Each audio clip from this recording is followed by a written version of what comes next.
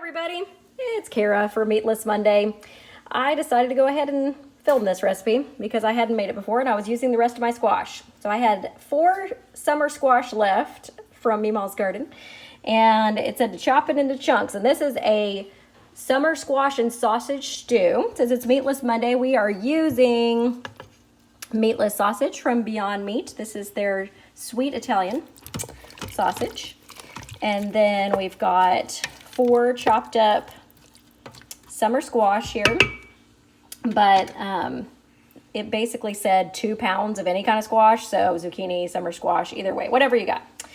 It also called for 1.5 pounds of potatoes, but that's optional, so I decided to put some hash browns in it because the review said that the potatoes just make this recipe. So we put 2 cups of these dehydrated potatoes in there. And as long as it has 2 cups of water, they will rehydrate.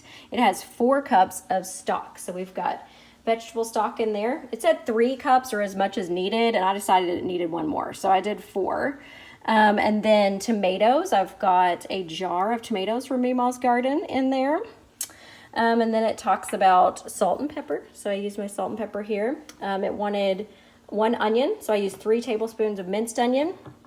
It says a pinch of cayenne pepper. So I used that. And it also wanted jalapeno peppers, but I don't have any. I tend to not use those in recipes. So I had some chipotle chili pepper powder, so I used that, a little bit of that. And then it called for 3 cloves garlic, so I used about 1/2 teaspoon of garlic powder. And that is what is in there. I'm trying to think if there was anything else I put in there but that. I don't think so. So I'm going to use the Instapot. The recipe, which I'll link to below from All Recipes Dinner Spinner app, I'm putting some more salt and pepper in there, calls for using this on the stove or cooking this on the stove. But I'm going to use my Instapot. So I sauteed the sausage and I put in the squash a little bit before I turned off the saute function on the Instapot. And I also put in the onion and the garlic so it could saute just a little bit. And then it also calls for like 30 minutes on the stove just to soften the squash, but I don't think it needs that long in a pressure cooker. So I'm going to put it on. We're going to do the soup broth one.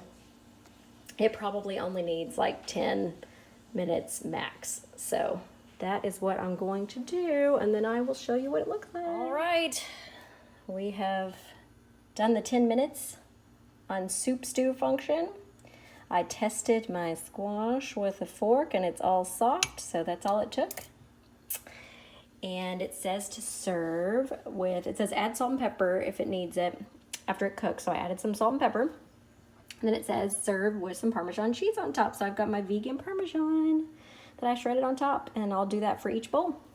That's it. Thanks for tuning in. Summer and squash. Let's see, summer squash and sausage stew. I think that's what it's called. The link will be in the description box below.